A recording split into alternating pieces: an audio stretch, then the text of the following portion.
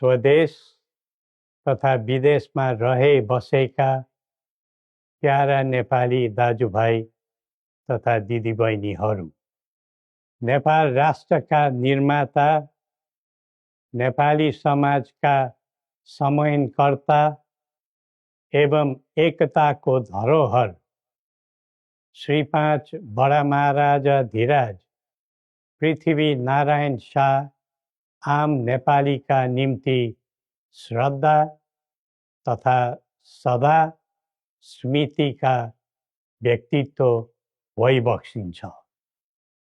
मौसुफको 304औं जन्म जयन्ती तथा राष्ट्रिय एकता दिवसका उपलक्ष्यमा हामी उहाँलाई नमन गर्दै श्रद्धा सुमन अर्पण गर्दछौँ।